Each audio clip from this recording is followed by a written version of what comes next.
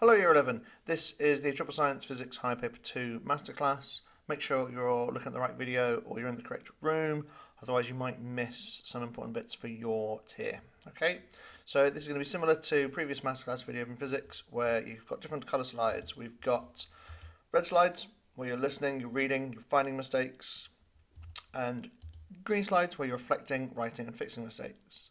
Now the only thing you're going to need is a pen and a paper or a whiteboard, just something to write on.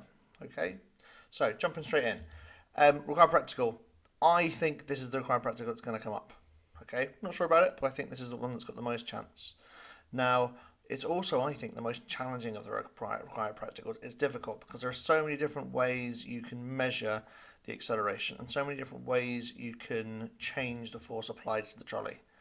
Okay, so what I'd like you to do first, I'd like to have a look at both diagrams and think, why is one method an improvement over the other? What are you using each piece of equipment for? What's the job of each piece of equipment? Okay, and think about how would you write a method if you were given this as a setup? What would you be doing? Okay, remember what we're doing is looking at trying to prove F equals ma. We're trying to look at Newton's second law, and in this case, we're looking at changing the force and seeing its effect on acceleration. So how would you use the equipment to make a method? Okay, so green slides, pause the video and see what you can do. Okay, moving on. So both experiments use a weight hanger that applies a force to the trolley or the car that pulls the car horizontally across the table. Now in the first case, this doesn't have any light gates, these have marked lines equally spaced, so 10 centimeters apart maybe, and you can record with a stopwatch how long it takes the car to travel past each of these lines. And that allows you to work out the initial speed, okay, through the first gap, then the next gap, then the next gap, and the next gap. And if you compare those speeds, it allows you to calculate acceleration. Okay, this is what you can do without using light gates. Now, light gates are an advantage because they don't rely on human reaction time. So in the first case, you probably want the car to be travelling relatively slowly so you can more accurately measure that time it takes to move through the gap. Okay, so it's not limited by that reaction time. Okay, now as I say, there's lots of different ways of setting this experiment up. You could use this pulley system and the weight stack.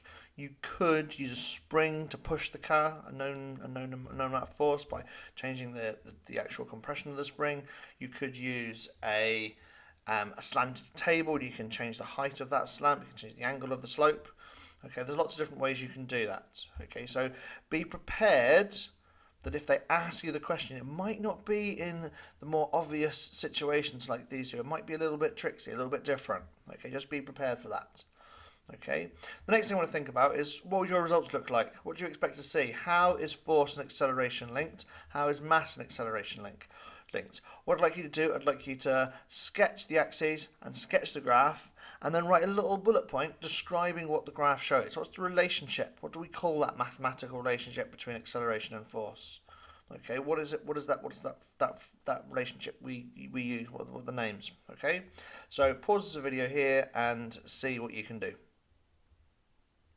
Okay, moving on. So we have, in the case of acceleration and force, as force increases, acceleration increases, and it is directly proportional. We know it's directly proportional because it's a straight line that goes through the origin. Okay, acceleration is directly proportional to force. Mass is different. As we increase the mass, the acceleration decreases. Okay, it's a curved line. Remember, lines of best fit do not have to be a straight line. It can be a curve. And in this case, acceleration is inversely proportional to mass. Okay, right, moving on. Different required practical that could come up is Hooke's law about stretching or compressing a spring. Okay, now the most important thing you need to remember is that length is not extension. They are different things. Okay, so I'd like you to jot down a little sentence about describing, or you can draw it as a picture or diagram, how you measure the extension of this spring as you're changing the load, as you're changing the weight that's stretching the spring. Okay, jot it down, pause the video here. Okay, moving on. So we've got The key thing, you need to measure the starting length and then measure the next length, the final length, once you've added that force on. Okay, and the difference between them is your extension. Extension is the difference between your original length and whatever length it is when you put on some force. Okay, now you could measure the length of the spring just by using a ruler. So you measure from the beginning of the spring, the top of the spring to the bottom of the spring, just by holding a ruler up next to the spring. Or even more accurate than that, you could clamp a ruler next to your setup, and you could attach some kind of pointer that points to your ruler and allows you to more accurately measure that change in length to give you the extension. Okay, just a slight improvement in terms of accuracy to put a pointer on that spring and look at that change of position on a clamped ruler. Okay, moving on. What does the graph look like? What's the relationship between force and extension? Okay, I'd like you to include and label the limit of proportionality. I'd like you to describe the relationship, and I'd like you to think about what would happen if you used a stiffer spring. How would that change the graph? Or if it was a weaker spring, okay, more flimsy one. Pause the video here. Okay, moving on. We've got, initially, we have a linear region that starts at 0. This first region, that's directly proportional, is where Hooke's law is obeyed, where force is directly proportional to extension. Once it stops being linear, we reach this thing called the limit of proportionality, or the elastic limit. At that point, the graph becomes curved, and we call it nonlinear. Past that point of the limit of proportionality, your spring is permanently deformed. So once you release the force, it will not go back to its original shape. In Hooke's law region, in the linear region, when you release the force, when the force is removed, the spring returns to its original shape and is not permanently deformed. Okay? Now, something you have to be very careful of are the axes. Now, generally speaking, this is how we would plot our force diagram. Our graph. We'd have force on the y-axis and extension on the x-axis. But that's not the only way you can do it. You can have force on the x-axis and extension on the y-axis. This, in many ways, makes more sense because the load, the force we're putting on the spring is a thing that we're changing. It's our independent variable. And our dependent variable is the extension, which normally goes on the y-axis. But the thing that we tend to do with our graphs is to find the gradient, to find the spring constant. And that's a little bit more straightforward if we plot force on the y-axis and extension on the x-axis. The other thing we need to be very aware of is the units. So here we're in newtons and meters.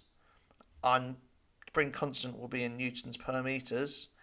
But because when we're doing these experiments we're doing them in a classroom, we tend to use small extensions and small changes in force. So we might use newtons, but we also might only measure it in changes in centimetres. So you need to be really aware of those units. Be careful that you're working in the correct units and you don't lose those marks for those conversions. Okay? Right, moving on. Next required practical is looking at infrared radiation. So here we've got a Leslie cube which we'd fill up with some hot water and it would emit infrared radiation from all of the sides, and the sides are painted a different colour. We've got shiny silver, we've got shiny black, we've got matte black, we've got matte white, and we've got an infrared detector that will set and point to each of the sides and we will measure the infrared intensity given off. Okay, what surface do you think will give out the most infrared radiation? Which will give the least? What will my bar chart look like? Okay, pause the video and see what you can do.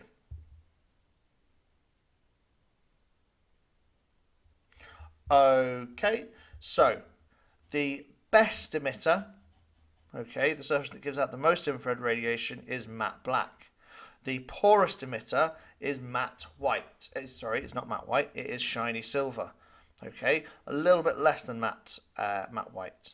Okay, so the surface makes a huge difference to the amount of infrared radiation being emitted. Okay, matte black giving off the most and shiny silver giving off the least. It's important in this experiment that we keep the detector at the same distance from the surface. Okay, because if you bring it closer, the intensity measured will increase. You also want it, okay, you want that detector to be pointing perpendicular to the surface. You don't want it at an angle. that will increase the chance of you getting, although that's going to be the biggest source of your random error in this experiment, is not controlling that distance from the surface and not controlling the angle of the detector. Okay, right.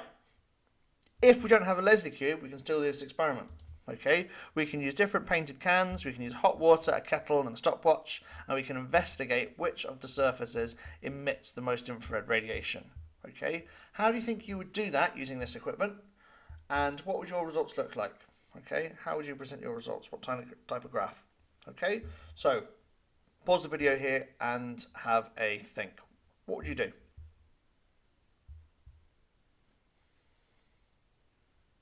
Okay, so we've got our setup where we've got some missing words, just to give you a bit of a hand there.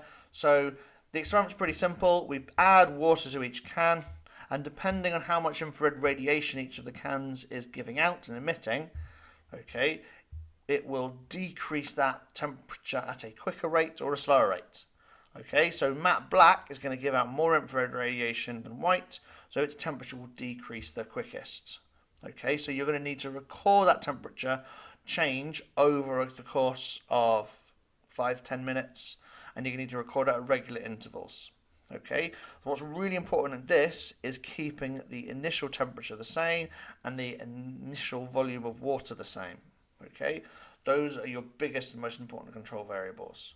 Now, this one has some quite obvious hazards. The hot water, it's got a risk of burns, and the controllers don't overfill the kettle and carry out the experiment while standing up and wipe up any spills immediately.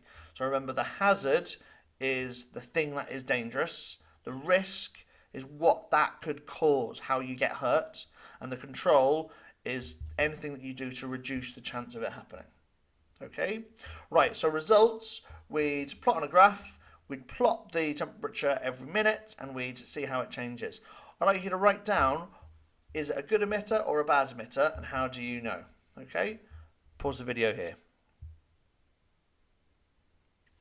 Okay, black is the best emitter. Okay, it cools the fastest. Its change in temperature was the greatest over a given amount of time. Silver was the worst. Okay, it cooled the slowest. Its change in temperature was much, much slower. Now, you don't have to do this as an emission experiment. You could do it as an absorption experiment, in which case you might use some cold water, you might use ice water, and you can see the temperature slowly increasing to room temperature. Okay, but a different way of measuring the absorption is to get a couple of metal plates next to a heater. So we've got this heater that gives out infrared radiation, and it will be absorbed by the two surfaces, and we've got little masses stuck on with a bit of wax, and we're seeing how long it takes for that wax to melt so the weight slides down the surface. Okay, so what's going to happen when the heater is turned on? Which surface will absorb the most, and how will that affect the results? So pause the video here. Moving on, we've got the shiny surface is the best reflector. It reflects the most infrared radiation. I know this because it takes longer for the temperature of the surface to heat up, so it melts the wax. Okay, matte black is better at absorbing infrared radiation because its temperature increased enough to melt the wax quicker. Okay, the plate should be at the same distance, so the intensity of the infrared radiation on the surfaces is the same.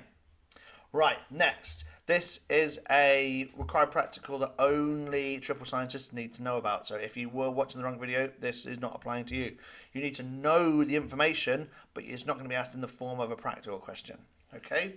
So sketch a graph of angle of incidence versus angle of reflection. Okay? Think about what are your variables, what are you changing, okay? What axis goes on which? Okay? Pause the video here. Okay, so your variables, the independent variable is the thing you're changing, that's the angle of incidence. The dependent variable is the angle of reflection. The control variable is the distance of the ray box from the mirror, the width of the way, and the wavelength of the light. Okay, also the point on the mirror at which your ray is hitting it. Okay, the graph is really dead simple. Okay, the angle of incidence should be exactly the same as the angle of reflection. That is the law of reflection. Angle of incidence equals angle of reflection. Okay, each angle should be the same. Okay, I would like you now to try and sketch the ray diagram of reflection with the labels. So show where the angle of reflection is, show where the angle of incidence is on that diagram. Okay, pause the video here, give it a go. Okay, moving on. So, crucially, we need a normal line. Whenever you're drawing a ray diagram, there should be a normal line. This is a virtual line. This is just to help us draw angles. Okay, we've got the mirror, we've got a normal line. We should normally draw it dotted so it's not really there. And we've got the incident ray hitting the mirror where the normal line hits the mirror and the reflected ray coming off. And we measure from the normal line to the ray. So from the normal line to the ray, not from the mirror to the incident ray. Now in reflection, that actually in terms of results doesn't make that much of a difference. Okay, but when we get onto refraction, it is crucial that we measure from the normal line to the incident ray, because otherwise we won't get the right results.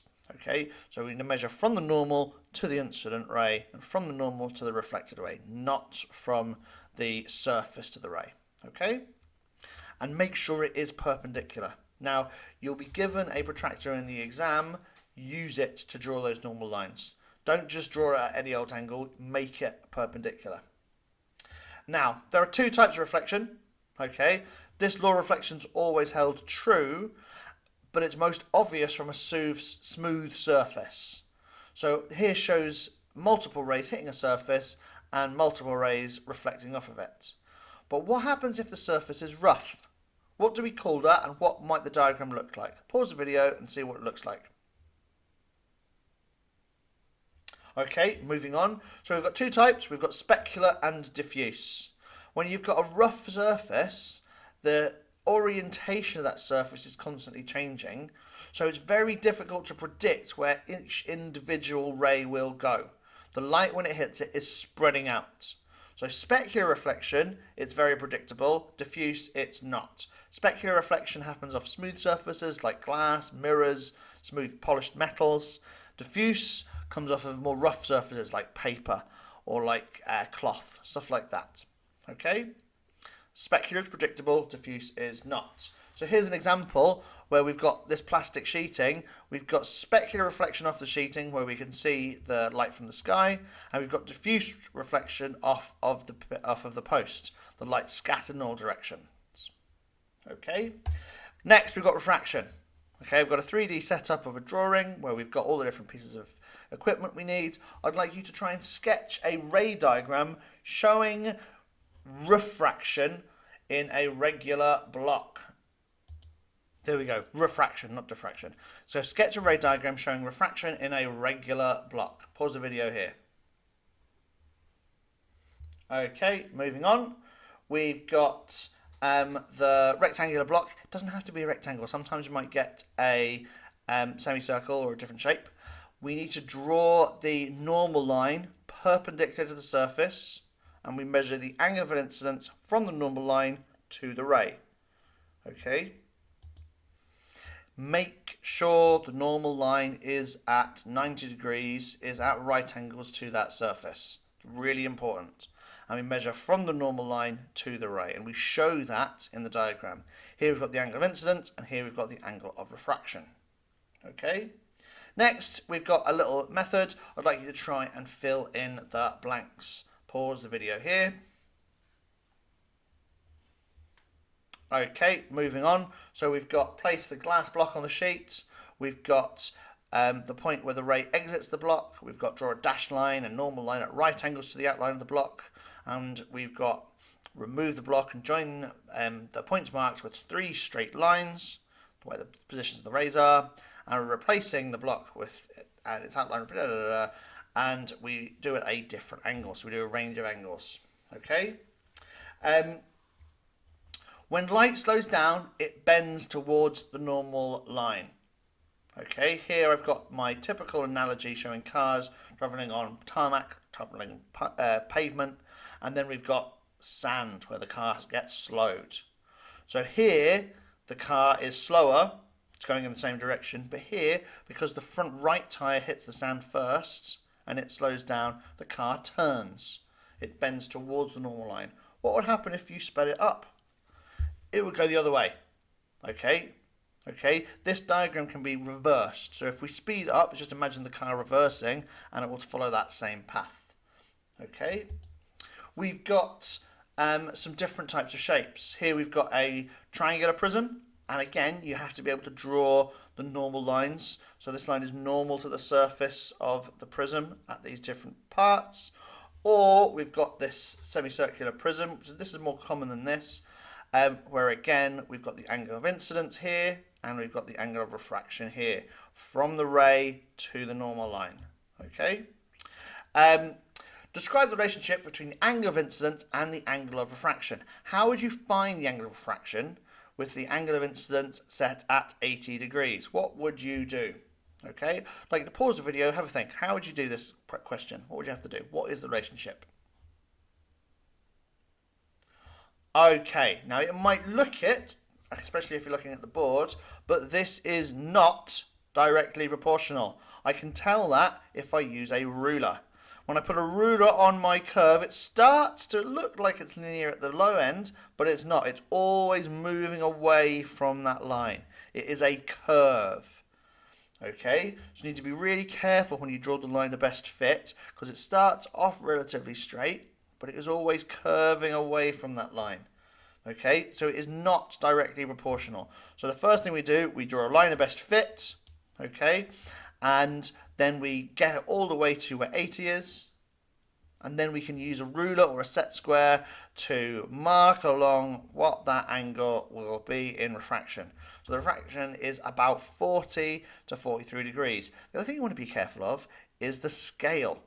Okay, here every large division is in 10 degrees. Here it goes up in 5 degrees. Okay, so be careful of the way the scale is presented. Okay, this is quite a tricksy question because of that. Right, moving on.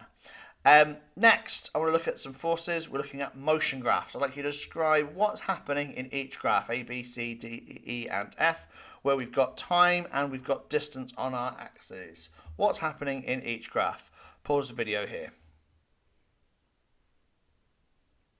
Okay, so in the first graph, we've got stopped motion. The distance isn't increasing, it's not decreasing. In the second graph, we've got constant speed. Okay, it's a straight line. Every bit of time, every second, it's going up by the same amount of distance. Here, we've got a negative gradient, so it's still a constant speed because it's a straight line, but it's returning to the start. The distance is decreasing. Here, we've got acceleration. Okay, it's not a straight line, so the change in distance at the beginning shows that it's not moving very fast relative to the change at the end, where it is moving much faster. The gradient of a distance time graph is the speed. The steeper the gradient, the faster the motion. Okay, so this graph at the bottom shows deceleration because it's moving fast at the beginning, and then it starts to slow down as the gradient becomes lower and lower. And the last graph, we've got a constant speed, just like the second one, but it's slower than B because the gradient isn't as big. Next, I want you to do exactly the same thing, but I've changed my graphs. It's no longer distance time graph, it's velocity time graphs. Okay, you need to be really careful with this. It's really common to mix up these two graphs, but they give completely different results in terms of the motion. So pause the video, describe what's happening in each case. Okay, moving on. So the first one, the velocity isn't increasing, it's not decreasing, it's a constant velocity. The second one, it's accelerating because the velocity is increasing, and it's doing so at a constant rate of acceleration because it's a straight line. Here we've got deceleration at a constant rate because it's a straight line until we get to 0 meters per second where it is stopped. Okay, this is the only part on my 6 graphs where it is stopped. This first graph is not stationary. The velocity is constant. It's got a constant amount of velocity. Here we've got increasing acceleration. We start with a small velocity. We get it bigger and bigger and bigger. And in this case, the acceleration is increasing because the gradient is increasing. Here we've got decreasing acceleration, where we start with a low velocity, it increases, so it is accelerating, but that rate is changing and it's getting slower and slower and slower until we get to a constant velocity at the end. This graph is very important, and we're going to move on to why soon, but it's all about terminal velocity. Okay, when you see a graph that looks like this, be ready for it to be a question about terminal velocity. Then the last graph shows acceleration at a constant rate because it's a straight line, but it's lower than b, and we know that because the gradient is less than b. Next thing we need to know about in velocity time graphs is how to find the distance travelled. We find distance travelled by looking at the area under the graph. Now we can do that either by counting squares or by splitting your area into squares and rectangles and triangles. Area of a triangle, half the base times the height. Area of a rectangle, the base times the height. Okay, and then we can add up those areas together. Okay, so split it into rectangles and triangles and add it up. So here we've got a velocity time graph. I'd like you to try and find the area of that graph to find the distance it has travelled. Pause the video now. Okay, hopefully we've got a total distance of 2,175 metres. There are other ways of splitting this velocity time graph into triangles or rectangles, but this one does work. Okay, so we can split it into these different areas. We find the area of each section and we add them all up together. Okay, right, next I'd like you to describe what is happening to the parachutist. Here we've got a velocity time graph, speed times graph of their journey from when they jump out of the plane to when they reach the ground. Okay, what are the forces involved? How do they change? Is it accelerating? Where is it accelerating? Okay, think about why it's accelerating. Okay, so pause the video here, have a sketch of what's happening, what the forces acting on the parachutist. Pause the video now. Okay, so this is terminal velocity. So I've got my parachutist at different points on the graph, and the force that changes is the drag force.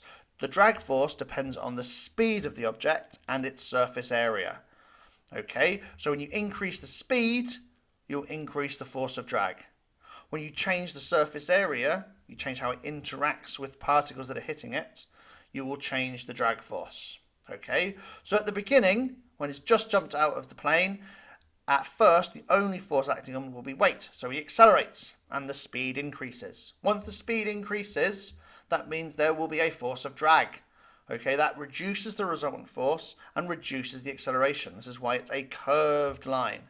So as the person speeds up, the air resistance increases and it gets bigger and bigger and bigger until it equals the weight. So when the weight force equals the drag force, there is no resultant force. The person will stop accelerating and they'll start moving at a constant speed. And we call that constant speed its terminal velocity. When the parachute is opened, there's a big upwards force which causes the person to decelerate. They don't travel upwards, they just start to slow down. That's because the drag force will be bigger than the weight force. Until, okay, when they slow down, they're going to be reducing that air resistance, reducing that drag force, and until they reach a new equilibrium, a new balance point where the resultant forces are zero, and that means there will be no acceleration, so the person reaches a new, much smaller terminal velocity to allow them to safely land. Okay? Right, moving on. We've got Newton's 3 laws of motion. I'd like to try and fill in the gaps. Pause the video here. Okay, first law. We've got, if the resultant force on an object is zero, then the object will stay stopped or continue to move at a constant velocity. The second law is all to do with force equals mass times acceleration. If the resultant force acting on an object is increased, then its acceleration will increase. Acceleration is directly proportional to force. If the mass of an object is lowered, the acceleration will increase. Acceleration and mass are inversely proportional. Okay, just like that chiropractor that we talked about earlier. Newton's third law. According to Newton's third law of motion, whenever two objects interact, they exert equal but opposite forces on each other. This, I think, is the most tricky law to understand. It's basically saying that forces always come in pairs. Now, sometimes it's difficult to see where the pair of forces are, and sometimes in a situation there might be more than one force pair happening. And in that case, it can be quite tricky to figure out what's going on. But here's an example of a force pair where we've got a satellite orbiting the Earth and we've got a gravitational attraction between both the satellite and the Earth. They're equal in size, so the arrow is the same length, but they're opposite in direction. Okay? Right, moving on. We've got a question, and this question is about terminal velocity. Okay, this is about terminal velocity. This is a terminal velocity question. Even though it's person swimming, it is about terminal velocity. I'd like you to find some of the mistakes and I'd like you to fix them. Pause the video now. Okay, so the man is not stopped. Okay, the person is swimming. They are moving. They've got a constant velocity. It's not that they're stopped. Lots of students will see this and they think, oh, the forces are balanced. If the forces are balanced and the resultant force is 0, the person's got to be stopped, not moving. Not correct. All it means is they're not accelerating. Okay? So a better answer would be moving at a constant velocity. And then for part B, the man will accelerate. This causes force B to increase, so the drag to increase until it equals force A. The man will move at a higher constant velocity, a higher terminal velocity. Okay? So terminal velocity is not always about a parachutist. It's not always somebody jumping out of a plane. Okay, it can be any situation where a drag force changes due to a change in speed. So here we've got a ball bearing and we could drop it through a liquid, through some soap, and we could measure the distance it travels every 20 seconds, and we can look at its speed as it travels through. And if it stops increasing in speed, it will have reached terminal velocity. Okay, it doesn't have to be a parachutist. Right, moving on. Question about momentum. What's meant by conservation of momentum? Immediately after a collision, two players move together to the right. Calculate the calculate the velocity of the two players immediately after the collision. Now, in your exam, you'll get two types of situation. You'll get collisions where you've got two objects that hit each other and they move off together. So in this case, it's two hockey players, but it could be cars, it could be bicycles, it could be trucks and trolleys. Or you have an explosion where you've got two stationary things that explode and move away at velocities in opposite directions. Okay, so try and fix my mistakes and get better answers. Pause the video now. Okay, moving on. So it's not that momentum doesn't run out. Okay, it's not correct. It's that momentum before the collision is the same as the momentum after the collision. The total momentum before something happens is the same as the total momentum after something happens. The next part of the question, we've got a mark for finding out the momentum of player A, but it's a vector. So the sign of the velocity is incredibly important. You need to be really aware that it's in an opposite direction. Okay, so here's the proper work solution, where our answer should be 0.5 meters per second. So we work out the momentum of player A, the momentum of player B. Notice that player's B momentum is negative. So when we add them together, we get a much smaller total momentum of 84.54. We've got a total mass of 169 kilograms. We can resubstitute that into an equation to get the velocity. Okay, now remember, you'll get questions about collisions or explosions. Those are the two. And all you do is find the total momentum before, then you know what the total momentum is after, it's the same, and then you can calculate the new speed. Okay, right, moving on. What's the difference between redshift and blue shift? We've got a spectra from 4 different stars, A, B, C, and D, and we need to tick the box. The star of B is greater than the speed of D, the speed of star B is less than the speed of star D, and the speed of star B is the same as the speed of star D. It's a mouthful. Okay, so what's the difference between red and blue shift? Which box would you choose to be correct? Okay, so red shift is when the wavelength will be shifted into red end of the spectrum, and that means that the distance between you and the object you're observing is increasing. Or blue shift, it's moving towards the blue end of the spectrum. That means the distance between you and the object is decreasing. You're getting closer to each other. Okay. In this case, okay, the star that's moving away from the Earth is going to be C, the one that is red shifted. It's gone towards the red end of the spectrum. The distance, okay, between you and the other star is increasing, and that leads to this red shift. Then here, the speed of star B is less than the speed of star D. So we're looking at the amount of redshift here. Okay, and D is shifted more, okay, to the blue. It's approaching us quicker than B because that shift is greater. Okay, right, moving on. Big Bang Theory. Observation of spectra from distant galaxies provides evidence to support the Big Bang Theory. We've got a couple of answers here. Are they right? How would you change it? Pause the video. Okay, moving on. It's not the origin of the Earth, it is the origin of the universe. And the discovery of cosmic microwave background radiation was important because it provided more evidence to support the Big Bang Theory. It's not the only evidence, it provided more. Next, we've got a tricky question about redshift. I'd like you to try and find and fix the mistakes. So in this question, we've got a fixed point and we've got stars orbiting it. Okay, and we're looking at the spectra from star A and star B, and we need to write down what's the effect shown in the spectra from star A, and then we need to say that scientists have concluded that the two stars in the binary system orbit around a fixed point between the two stars. A comparison of the spectra from the two stars in the binary system provides evidence to support this conclusion. How would it explain it? What does it show? Okay, pause the video here.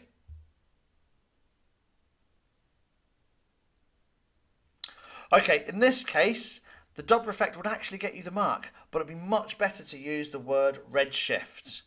Okay, here the spectrum shows that star A is redshifted. Okay, the light from star B has changed to a negative wavelength. It's not negative wavelength, this is all rubbish. Okay, so we want a better answer would be redshift. Okay, we want to say that star A is moving away from the Earth. The light from star B is blue shifted, decreased in wavelength. This means the star B must be moving towards the Earth. So if one's moving towards us and one's moving away, as the red shift shows us, that means they must be moving in this circular orbit. Okay, remember that we're not looking on in this orientation, we're looking from the bottom of the thing. So let's put on my drawing. So we could be an observer here, looking, there's my horribly drawn eye, and the light arriving from star A and the light arriving from star B will look like this. Okay, we're not looking at an observer from up above. Okay, right, moving on. Next, we've got a question about pressure. Okay, what type of system uses liquids to transmit a force? Okay, and then I'd like you to calculate the pressure involved where I'd like to calculate the force involved when the pressure in a liquid is 8.75 times 10 to the 4 pascals to move this platform upwards. Okay, calculate that force it applies to the person. Pause the video here, see what you can do. Oh wait, don't pause the video. Yeah, pause the video here and see what you can do. Okay, answers. We've got hydraulics is the name of the system, the hydraulic system, hydro for water. And here I write my equation, I substitute my values into the equation, I rearrange to find the answer. Just like we did with paper 1, we write the equation, we substitute, we rearrange, we write the units. Okay? Use the equation sheet. Remember, it is double-sided. Right, moving on. We've got a labelled diagram. I'd like you to fix it because this is not labelled right. You don't get any marks for this. Pause the video here, label the diagram, sketch the waves and label it correctly.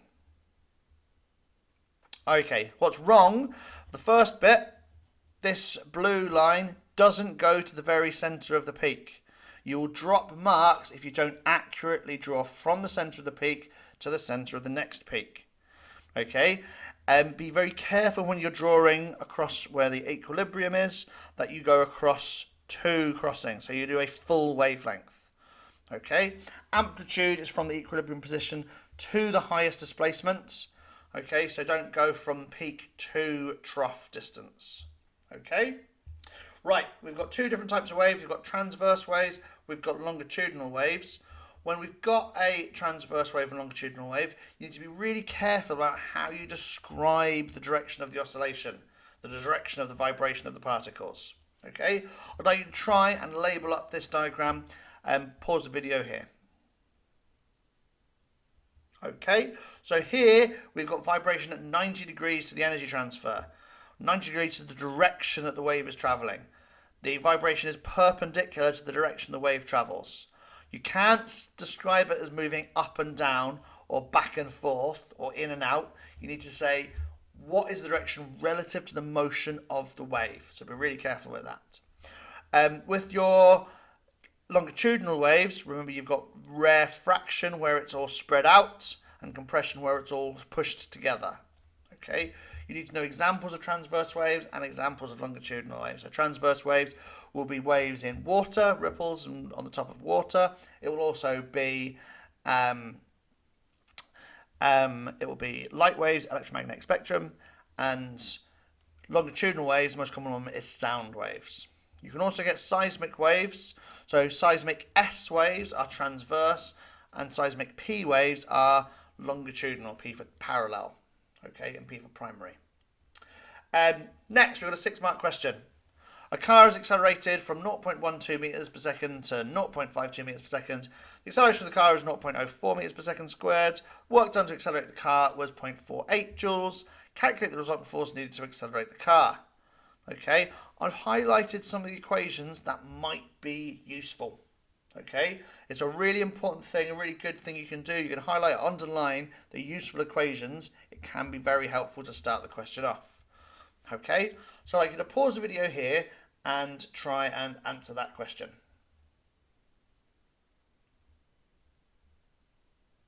Okay, moving on.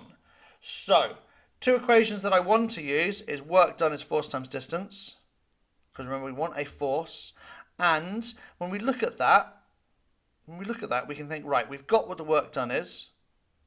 Okay, I don't know what the force is, that's what I'm trying to calculate, and I don't know the distance. What can I use to find the distance it travels? Okay, I can't use distance traveled as speed times time because the speed is changing, so I've got to use this change in speed question, which is giving, I've got my two changes in speeds, I've got the acceleration, and this finds me the distance. So the first equation we use is v squared minus u squared equals 2as. So we have the velocity at the end, take away the velocity at the beginning, squared, and that equals 2 times acceleration times by the distance. Remember s, the symbol for s, confusingly, is not speed, it is distance or displacement. Okay, so we substitute our values in, we simplify our values just to make it a little bit easier to rearrange. We rearrange to find the distance. We substitute our distance into our new equation, work equals force times distance. Okay, and then we rearrange to find out what that force is. Now, I hope you all do fantastically well. I'm sure you will. I think you've worked incredibly hard. We're nearly there, boys and girls. It's almost the very end. A few of you have a couple of extra exams after physics, but most of you, this is your final exam. So one last little push, one last little bit of revision. Make sure you use your calculator properly. Make sure you check for units and prefixes. Make sure you use the equation sheet that you're given. You're the last year that will be giving these equations. Make sure you use it. Okay, take your time.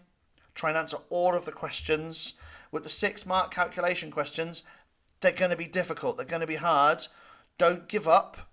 Try. You can get marks even if you do mistakes. Okay, so long as you show your workings out clearly. Okay, right. Best of luck. Take care, year 11. Bye-bye.